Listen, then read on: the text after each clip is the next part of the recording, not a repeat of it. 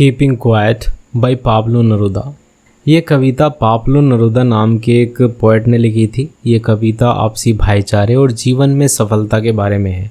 Poem तब लिखी गई थी जब इनके देश में युद्ध चल रहा था और समय था 1950 का। पोएट अपने आसपास की जंग के माहौल से परेशान हो गया था। ये कविता इसी जंग के बुरे प्रभाव के बारे में बात करती है और लोगों को आपस में प्यार से रहने के लिए कहती है, क्योंकि हालात ऐसे हो गए थे कि लोग पैसों के लिए एक दूसरे को मार रहे थे।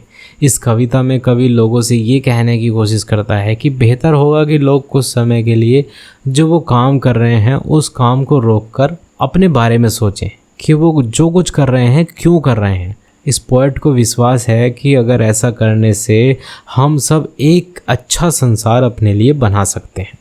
इस पोएम में 5 स्टैंजा हैं। First stanza, now we will count to 12 and we will all keep still for once on the face of earth let's not speak in any language, let's stop for 1 second and not move our dream so much.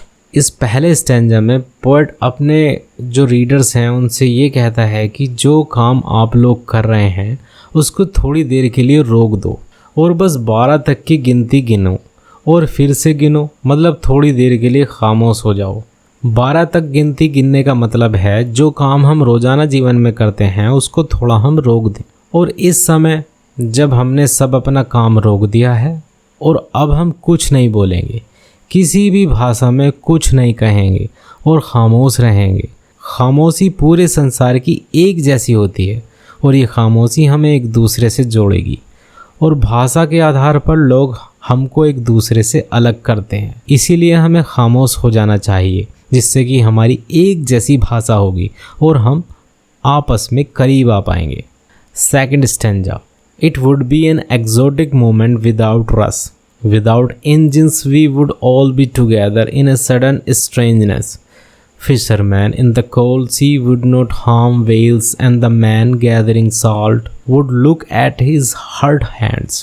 Explanation, poet के according जब हम अपने सारे कामों को छोड़कर एक तरफ हट जाएंगे तब चारों तरफ खामोशी होगी और एक अजीब सा माहौल होगा।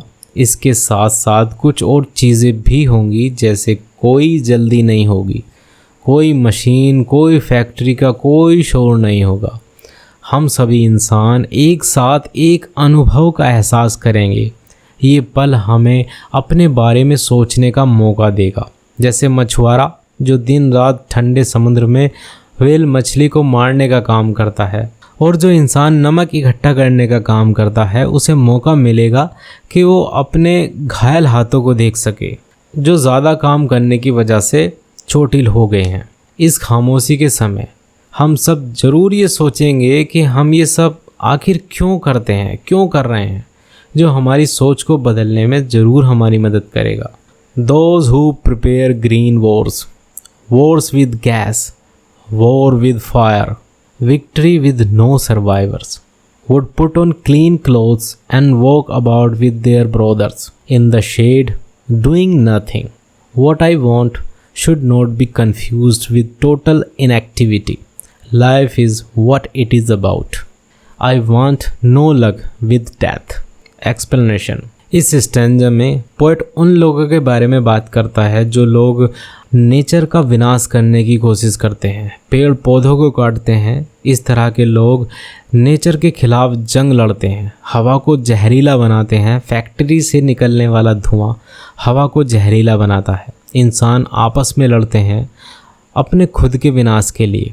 उन्होंने नए नए आग उगलने वाले हथियार बना लिए हैं, जैसे युद्ध में यूज़ होने वाले हथियार जो चारों तरफ आग ही आग लगाकर सब कुछ जला देते हैं। कुछ लोग जीत तो जाते हैं लेकिन उनके लिए अनगिनत लोग मरते हैं। ताकतवर लोग कमज़ोर को मारकर जीत हासिल करते हैं। ये सब लोग आज कुछ ना करें, इसके बजाय साफ कपड़े पहनकर अपने भाइयों से बातें करें और थोड़ी देर इनके साथ पेड़ों की छांव में वक्त बिताएं। पोएट के कहने का मतलब है कि लोग अगर कुछ करते हैं तो बहुत कुछ गलत भी करते हैं, लेकिन आज सभी लोग अपना काम बंद कर दें और नफ़रत और गुस्से के बजाय प्यार करने की कोशिश करें। एंड में राइटर ये भी साफ कर देता है कि उसका मतलब नहीं है कि लोग बिल्कुल ही इनएक्टिव हो जाएं, बल्कि उसका मतलब है कि किसी को चोट ना पहुंचाएं, किसी को दुख ना दें।